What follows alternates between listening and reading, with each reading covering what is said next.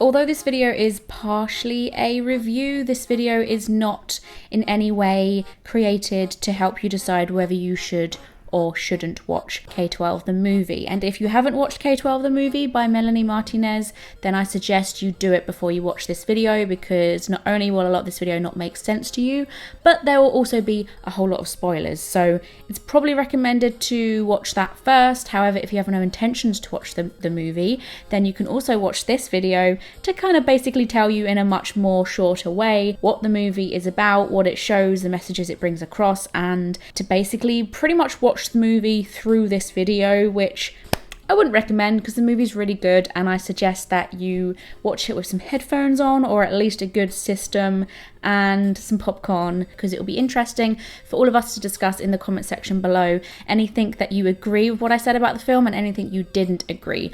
Remember, I'm down for discussion. This is art at the end of the day. It's an opinion, it's the perspective of the person viewing it, and there is no wrong and right answer. So don't be negative in the comments if someone is disagreeing with what you say. It's all about reflection.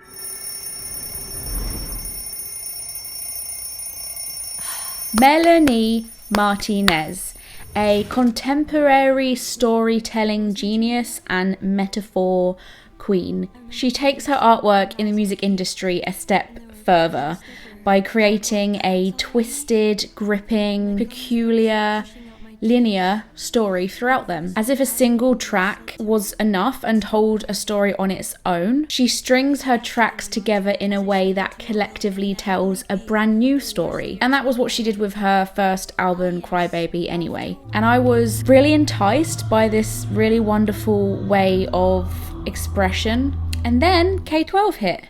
After a good handful of years waiting around for something new from her, Melanie soon taught us exactly what was taking her so long. The creative genius was working on not only vocally mastering new tracks, writing her own lyrics, movie script, attending dance classes, assisting video editing sessions, designing hair and costume styles, directing a full feature-length movie, and inventing a whole new universe, complete with individual characters who also all happen to have their very own astrological birth charts, may I just add. But more on that later. Though a lot of my audience probably doesn't stan Martinez as much as I do, I felt compelled to make a focused video on Melanie's next musical phase. Melanie's use of audio bites you wouldn't usually find in music, and clever combinations of multiple rhythm and pace changes throughout each track kept me wondering where she would take her future music. Yet a lot can happen in 4 years. If we take a look at some other huge artists out there today, their sound has greatly reformed over their time in the industry. There's technically nothing wrong with that, but when you align so well with what an artist has previously created, you cannot help but assume life throws a pathway to lead that creator in a very valid but different direction. These were my thoughts entering the cinema for K12 anyway. In fact, the very idea of myself being at the cinema, ready to watch something that Melanie had produced, was just baffling enough as it was. At this point, I wasn't even particularly sure if it was going to be a musical or not, and the thought of that genuinely petrified me, because I believe that musicals are probably one of the hardest genres to master. Musicals are truly the Marmite of movies. People just simply cannot get enough of them, or they just think they're absolutely bonkers. As an avid musical fan myself, I know how easy a few slip-ups here and there in a musical can make it crumble down to a cheesy pile of mess. Not to mention that the small amount of snippets that she released in the build-up to her album release weren't particularly grabbing me, though I did find it to be a really impressive and clever promotional method. Nevertheless, let's push forward to me sitting at the cinema with a handful of popcorn. The first track, Wheels on the Bus, starts playing within the first few minutes into the movie, and I just turned to my partner and mouth, oh my effing god. Any fellow musical lover will emphasize with how it feels to come across a brand new musical that you adore. The very first second of the movie's gorgeous pastel pink aesthetics immediately hits you, along with an added charm of humor and light-hearted creepiness. It was a Tim Burton film in pastel. And as we begin in the surrealistic universe of Crybaby, we begin noticing how the school is essentially just a very condensed representation of life itself. The smartest thing about this movie is that the smaller we make society, the easier we are able to view it as a bigger picture, which consequently highlights and emphasizes all of the true issues that lie within it. The use of using the school to represent society itself also leads to some of my darker theories about K12, but more on that later. Wanna go play tennis? Ooh, yeah. Crybaby was a much more personal album in comparison to the themes throughout K12. In her first album, we learn and feel Crybaby's first experiences with emotions and how her sensitivity fused with a rough upbringing directly affected her. K12 deals much more with the outside world within touching distance of Crybaby. I have hopes that her future albums deal with an even wider scale of society issues, such as world and environmental problems, but that's just my 2 cents. I discovered that the strongest theme, which shines throughout K12 by far, was culture's ability to repress and restrain you for whatever reason it chooses. Whether that's gender, level of power, amount of riches, a job role, the way you dress, or voicing your own opinion, K12 covers them all. There are some really lovely abused authority and powerful position metaphors within this film. Only seconds into the movie, we hear her mention that she has customized her school uniform by dyeing it and adding flowers on the sleeves, which is already a protest against the girls wear pink and boys wear blue code. Not only a code that the K12 school uses itself, but also a code that we all recognise as something that we grew up in our own lives with. I dyed my uniform and embroidered flowers on the sleeves. It's pretty obvious straight away we're getting into a movie about testing guidelines here. However, this is a review, of course, so I won't be opposed to addressing any criticisms with the movie because this is by far an unflawed piece. Though I will say give the girl credit for putting her fingers into so many damn pies. The cracks really began to show in this movie as the dialogue becomes more prominent. Not only did I feel that some of the acting was a little suspect, but some of the script writing felt a little generic and predictable too. I can't believe we have to do this. Do you think we'll make any friends? I hope so, but at least we have each other. That's true. At times I couldn't pinpoint whether the issue was with the acting or how long some of the shots lasted for. The duration of some shots made the acting a little uncomfortable to watch. Though Melanie's acting was fairly impressive for an acting debut, I can't say the same for her best friend Angelita. Yet I will mention that even Melanie's choice of casting was very thoughtfully decided on, as I did notice a very inclusive cast, including some transgender actors, and on top of that I believe they were small actors and most were even first time actors. I spotted that a female video editor was hired for this movie too, which is lovely to see in a very male dominated job role. Something about this scene that I will also raise for debate is the choreography in the Wheels on the Bus scene. This part of the movie is one of my favourites, but I couldn't see past how out of time everybody was in this scene. Perhaps everybody casted to act simply couldn't also dance, and this may seem like a nitpick, but after all, it is a very simple routine. I settled with simply assuming it was deliberate, as they're literally kindergarten children, but that might be me trying to cover Melanie's tracks. And I will add that I really appreciate when we hear dialogue in the songs, as it really chops up the track and messes around with the rhythm a little bit. I was immediately hit with a very light but consistent R&B feel to her new sound as well when this track begun. I feel like this was a really nice touch in order to make her music feel more mature, almost as though you feel the music is growing up with Crybaby. The quality feels instantly stronger than previously, and I think a lot of that comes down to the sheer amount of layers cleverly organised in the tracks. I love my musicals, R&B and rap.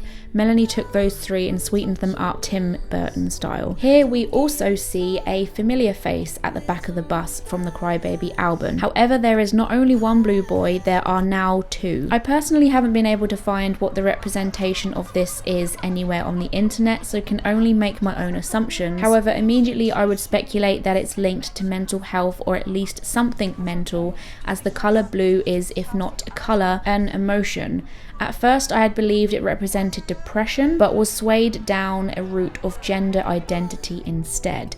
But more on why I think that later. We notice how a lot of hairstyles very familiarly resemble something you'd see in a movie like The Grinch 2. Last chance to stand and show some respect. This introductory theme of protesting against standards is continued once again as we watch Henry refuse to stand with the class and pledge allegiance. That's bullshit.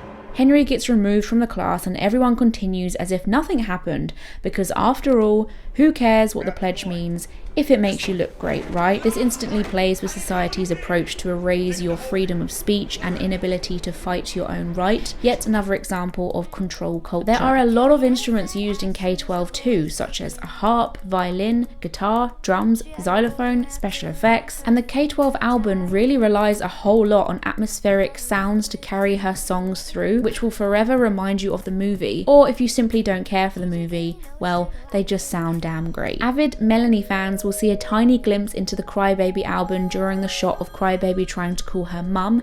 The only thing I am struggling with though is that we can clearly see nobody picks up the phone, as her mum, as always, is passed out on the floor. So why do the lyrics state that her mum says, No, don't you choke. However, we do later find out that Crybaby regrets lashing out on Kelly, which leads me to believe Crybaby only continued the fight because of her violent upbringing. I shouldn't have lost control like that. She's not a bad person. She's just projecting her insecurities onto me. Receiving life advice or even assuming what your parents would advise you to do can never end well when you are asking it from your own family who face so many demons. Could Melanie be demonstrating here how violence boils down to a simple reflection of your insecurities at home? The evil principal's home photo can also be another example of that, showing us both Crybaby's and the principal's issues at home being reasons why they feel to believe violence is the answer. This information on the principal's home life also gives us a glimpse into the image society has on women, which is easily the biggest message behind this movie. You said you're dressing as a woman now. Yes, I'm transitioning. The movie is essentially a wake-up call for women to discover their worth. These very same societal norms continue to exist in issues like the teacher here, who gets chucked out of wanting to transition into a woman. I love my job and I'd really like to stay. Mr. Harper, you're fired. My reasoning behind why the Blue Boys in K12 is connected to gender identity is down to the very fact that Melanie gave this transitioning character bright blue hair. Perhaps it is clutching at straws here, but I also recently discovered that the Blue Boy hired for the original Blue Boy role was transgender. Could the teacher's transitioning period be anything to do with the idea of her once being similar to these Blue Boys? It's a very odd theory, but worth a discussion. I also appreciate Melanie's decision to release the teacher unharmed by using her powers to open the door behind her, because at the end of the day, her powers in the movie represent being woke, forward-thinking, above all of this society BS, and essentially not brainwashed. Principal is in my top 3 favourites of this album. And there's something wonderful about how Melanie decided to write a rap type song about Donald Trump. There's not a lot to cover with this song, as we all know why Trump is problematic enough to mention in a movie about political power. Principal is our first major look into K12's nod towards gender inequality within powerful position roles. Notice how there are only white men judging in a similar age group, and there are only women dancing for justice in the courtroom. The subtle Trumpy hair similarities blurred into characters of judgment and justice positions was really effective and suits the idea of a principal's power very well too. There are a lot of nods towards drugs within this movie with both teachers and students. However, the students only seem to be involved with drugs that are prescribed by the authority figures in the school. Because these people directly represent privileged humans who abuse their power to feed their pockets, the drugs they distribute largely resembles power and influence, much like real-life drugs themselves. The very fact that the teacher takes drugs herself most likely resembles that she too has been in the very space these kids are once as well. And like drugs, society's chain is very, very hard to Why is he break. forcing medication on everyone? To control us. Melanie stated herself that the authority figures in the movie represent any kind of privileged humans, including areas such as healthcare, political parties, and the government. Because of this, I have another theory that in a more literal way, these drugs can also resemble anything that we can be sold to make even more profit long term. For example, antidepressants, excessive additives, diseased food, hormone-injected meat, drinks in high sugar, tobacco, well, anything that we can get sold purely to want or need more. Think of adverts, for example. They make you believe you are fat, spotty, unloved, unsuccessful, poor, and worthless without their service. They depend on kicking you down so that they can be the ones to pick you right right back up. Diet companies are one of the worst for it. We are lured towards all of this wonderful food that tastes so artificially amazing, giving these companies millions of pounds in profit, only to make ourselves mentally or physically ill at the doctor's office or at a service that will promise you to lose weight. Selling lots of food is great, but food that can make you ill is even better. I won't get into theories about hidden cancer cures, but that's on a very similar wavelength. All you need to do really is think about why we haven't put a ban on tobacco. An example of how she infused some of her own life experiences into K12, Show and Tell immediately demonstrates a setting which shows us how being in the limelight feels, that feeling you get when you walk late into a classroom. Kids, aka Melanie's fans, wait for her to walk on stage, aka at the front of the classroom, for show and tell. We could easily assume here that the teacher operating Crybaby would represent managers and labels. Melanie is becoming less human as her popularity grows, making people say/do things they wouldn't usually do to somebody who feels more approachable. The line between human being and celebrity gets further and further, to the extent where she doesn't possess any human-like qualities anymore. Both the lyrics and visuals suggest here that Melanie has to literally cut her own skin to prove to people she is human.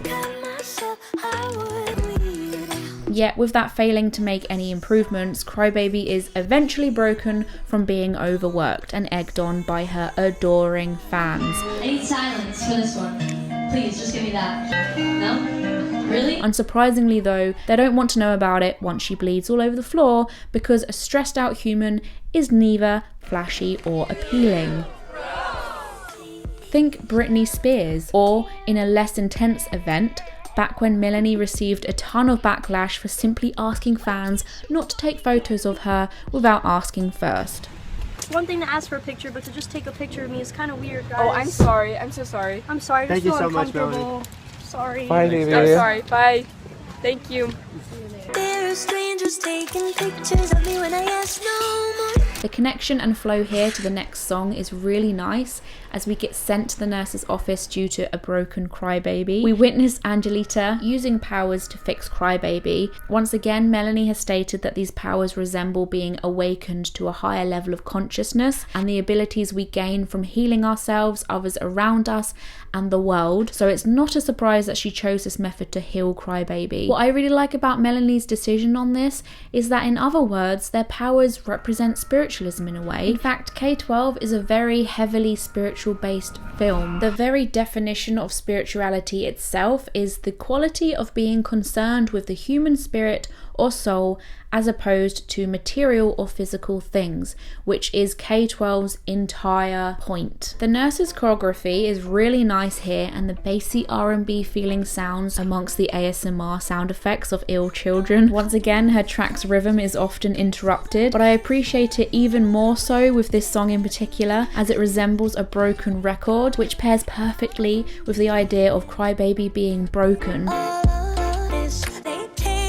One of my darkest theories about the K12 album is actually based around this song. There are certain lyrical choices which don't sound suspicious from first glance in the situation of a nurse's office, such as "Just Let Me Go," "Ditching," and "Take Me Home." However, to leave the school would essentially mean more than just to leave the school. The school, remember, in this universe embodies life itself. For Crybaby to give up would mean that she doesn't wish to be a part of the universe any longer. Looking back at the previous scene, could this be a consequence of Crybaby's attack? Ironically, these cynical nurses making her better just by drugging out the conscious part of her brain are the very reason she's there. Just to add more cement to this theory, the scene almost interrupting this song is of a large door rising from the ground and introducing us to Lilith. Not only is the visual of an opening door a very spiritual concept in my opinion, Melanie states herself that Lilith is Crybaby's spiritual guide. When do we typically open a door to the spiritual realm or interact with the spirit world in movies? During near-death experiences. We need to come with you. We must feel the physical pain of this world. Telling somebody you want to go with someone who comes from a spiritual world and them telling you must feel the pain of a physical one is obvious enough for me to say that they no longer wanted to be living. I like that this was achieved without having to be too morbid. Very classic Melanie. As I put my critical hat back on, however, I will say that Lilith's voice really grated on me. Do not hold fear in your heart. I hated the heavily edited effects they decided to use to give her this spiritual and otherworldly vibe. As a director, I feel that I would have had Lilith speak an entirely fictional language of her own if it was my choice, almost like the universal language for the afterlife. Obviously, subtitles would need to appear that way, but I believe it would have been a lot easier to watch. I formally complained about this during a vlog recently, and somebody was nice enough to let me know in the comments that she was given this denomic voice, as Lilith is actually very much a well-known demon. Instantly after reading this, I put on my researching glasses as 1,000,001 questions flooded my brain about why the heck Melanie would choose for a demon to support Crybaby. The minute I read Lilith's history was the minute it all made crystal clear sense. It is said that Lilith appears as Adam's first wife, who was created at the same time and from the same clay as Adam. Bear in mind that Eve was created from one of Adam's ribs. It is said that Adam and Lilith fought all of the time and didn't see eye to eye on matters of sex because Lilith wanted a turn in the dominant sexual position. When they could not agree, Lilith decided to leave Adam all alone in the Garden of Eden. Lilith was equal in Adam's stature, strength, and power, unlike the second Eve. So Lilith chose to find her own paradise without the walls. She finds a beautiful land where she can rule, though lonely, and Adam was simply displeased with his first Eve, so God replaced her with a second. The obvious injustice to Lilith, who seems to have asked no more than for her fair share, consequently then loses the blessing of motherhood. So Lilith steals the first human baby of Eve, which eventually dies due to its lack of mother. Hence Lilith's representation in legend of being a child murderer. I know, right? It explains a lot about that voice. It also isn't in the slightest bit surprising that Melanie decided to pick a spirit guide who broke from the gender norms that were so heavily ingrained on us from the very first second of mankind. Though I still think the subtitles would look cooler. On the topic of criticisms, there was an awkward but necessary scene featuring some ghostly figures dancing in a room that Crybaby and Angelita come across. There is a reason why they appear here, which you'll find out later, but the effects did seem a little rough around the edges in my opinion. Drama Club gives us more content focused around gender roles and how we are expected to play along with our female or male scripts because society expects us to play our part. You're kind of too soft and too sensitive to handle a man's job. This is probably my least favourite song on the album, but I do appreciate how she breaks the audience's creepy glares by testing the stereotypes and breaking out of line on stage. Once again, double meaning Melanie very cleverly blends high school drama class and society standards into some of her own personal issues too. You're bleeding on a stage is terribly specific, not to represent certain people on stage who will hurt only for the attention of others. The tennis scene is one of my favourite visual parts of the movie, and our introduction to Ben just makes it even better. He is stunning. Speaking of favourites, I was thrilled about there being a changing room song and scene. Personally, my most traumatizing moments in school was anything related to getting undressed in front of others. That's just scratching the surface in this song though, as it deeply dives right into the topic of victim blaming and how our manipulative culture will punish you once you finally express and show the world your beauty that you have to offer. The gremlin-like men creatures are literally taking away parts of Crybaby against her will, yet she believes to blame herself for it because she shouldn't have had it on display in the first place. Do not even get me started on this scene where we witness Crybaby as some kind of unearthly creature or plant. I can only assume she was supposed to be in between the spiritual and physical worlds here. Lunchbox Friends. It's a song with some of the movie's best choreography. The song is about superficial, surface level friendships that are mostly focused on just looking great to the outside world, opposed to hard-working, ride or die friendships. Be friends if you wanna be, only till the clock hits 3. There's a slight hint at this song being a double meaning for social media too, seeing as it represents doing everything for external approval, such as photographic evidence of friendships. The only real point of having Lunchbox Friends is to have them on display in the cafeteria. These girls, desperately trying to be just like Barbie, attempt to pull Crybaby into their clique in hopes to add to their popularity. But we really start to see Crybaby's confidence in identity develop here for the first time in the movie. I love how this dance in particular represents finding someone that dances to your rhythm and vibe, but also with childish handshake elements to it. As one of my favourite scenes of the film approach, I love how Crybaby's friends spot another like-minded girl at the lunch table as she is using her powers to peel an orange.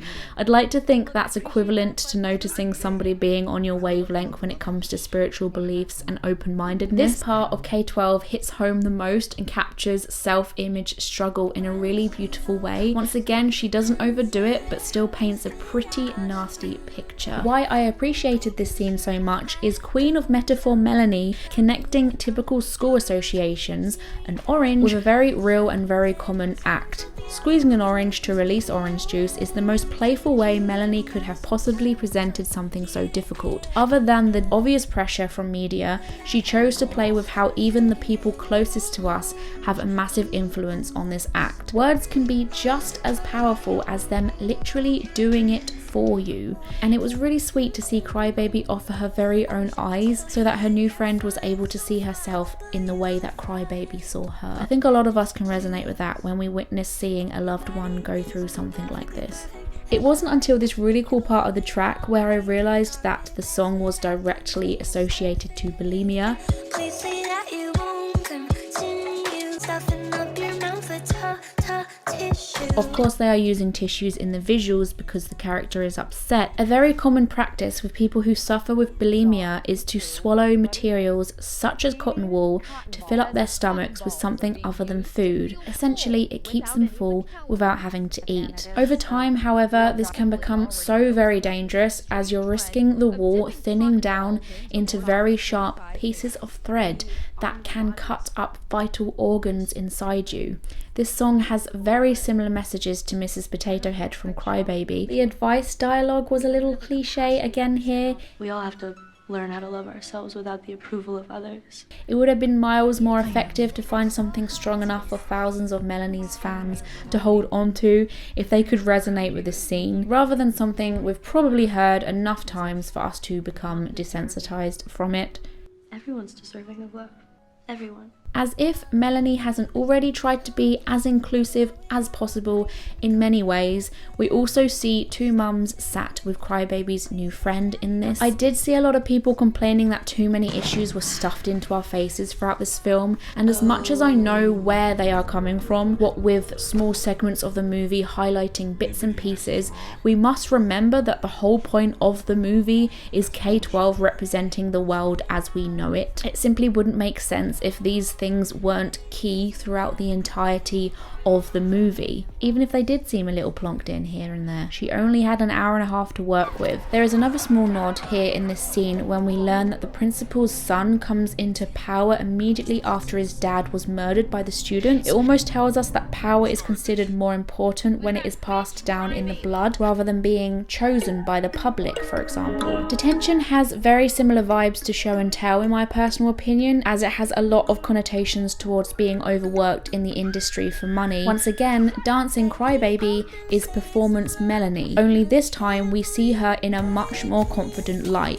She is not a doll, but a very valid human being who was even able to kick herself out of the box she was put in. The box to me also resembles a prison, which essentially is how tour and performance must feel.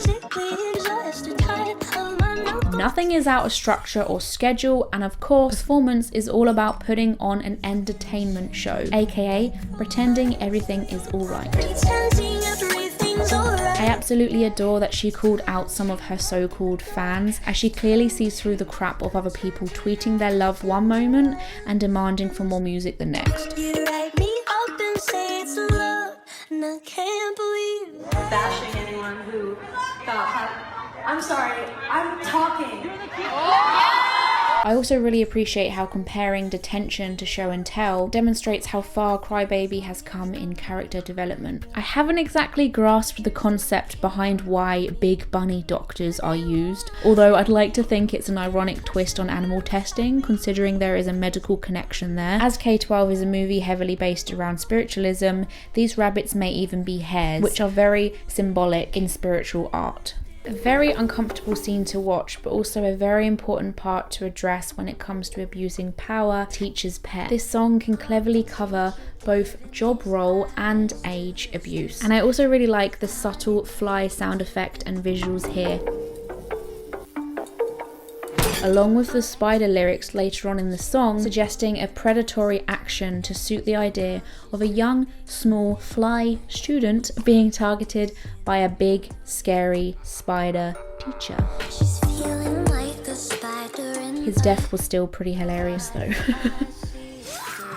We see her biggest development here in High School Sweethearts. This was very cleverly decided to be a solo dance routine, which I think is really powerful and says a lot by itself, but we also witness Crybaby here specifically listing all of the things that she requires in a man. Crybaby has simply finally understood her worth and that she most certainly should not settle. Speaking of which, a few criticisms I had noticed that people had with the movie was the lack of obvious timeline. Initially, I would have agreed, but when you watch the movie a second time, you start noticing them become a lot more prominent. The more obvious ones would be Angelita getting her first period, Crybaby experiencing her body changing, or simply as she becomes confident with her identity and more sure of what she wants. Much more subtle timescale hints include hairstyle changes or Crybaby's hopes to lose her virginity.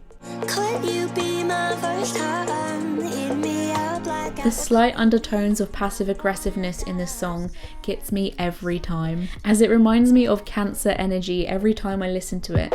If you cheat, you will die, die. Melanie stated herself that all of the characters had their very own astrological star sign and birth chart, which she invented for them to help her decide on any actions they would take and things that they would say throughout the movie.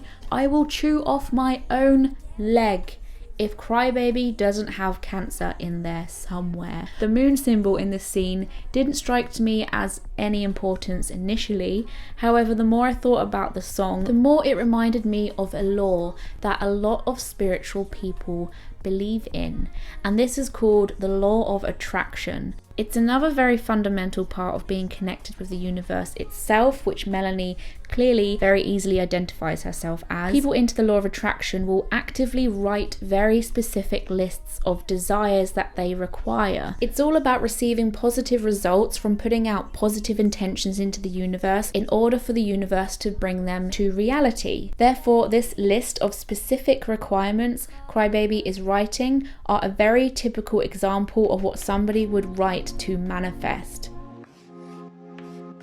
Step 3, give me passion. Told me Where does the moon come into that? The very phases of the moon are an essential ingredient to help these dreams manifest. As a new moon draws into a full moon over a few days, that very pull is said to help bring people's intentions into fruition, which in the very next song, may I add, Melanie even states herself. everything I wanted has come to fruition. I am unsure about whether this is an obvious theory or not, but I believe that the ghost Crybaby sees here when she runs to the bathroom after her friends give her crap for going to prom with the principal's son actually uses Crybaby's body to trick him later on as another woman. We are reminded by the ghostly dance scene we saw earlier on in the film. It is almost as though Melanie is trying to convey that her generation is going to repeat the fate of the old generation by becoming prisoners to society's game. Much like what we were saying earlier about the teacher's history in the school, you either grow up to become one of them or you grow up to be effed. by them. I did hear a lot of people complaining about the characters' lack of consequences in K12. You could just kill my father. Get away with it. Have your I beg to differ. I believe the movie is absolutely filled with them. For example, both Crybaby and Kelly being sent to the principal for fighting, which then led to Crybaby being late for class, Crybaby having to be fixed in the nurse's office after she had previously been broken, Crybaby being in detention for starting a food fight in the cafeteria. Some of these consequences are obviously bigger than others here, but the point is there are consequences that happen throughout the movie, which helps string the tracks together to tell a story a lot more, making it all perfect sense as the story itself, while also really cleverly representing Crybaby from kindergarten all the way up to year 12. The lovely thing about this final song is how beautifully it wraps up most of the topics mentioned throughout K12. Most importantly, above all, this screams the importance of taking a break, calling out for recess the very second your mental health requires it. Other than the connection of recess being with school, is that these people in the movie are being overworked, aka overperformed or overdanced. The entire K12 album speaks a lot about what others will expect of you and how others will put their needs ahead of yours. And recess wraps that up in a beautiful way of reminding yourself how none of these superficial things really mean anything when it comes down to your well-being. The most charming thing about Melanie is that she stands for what artists were designed to do.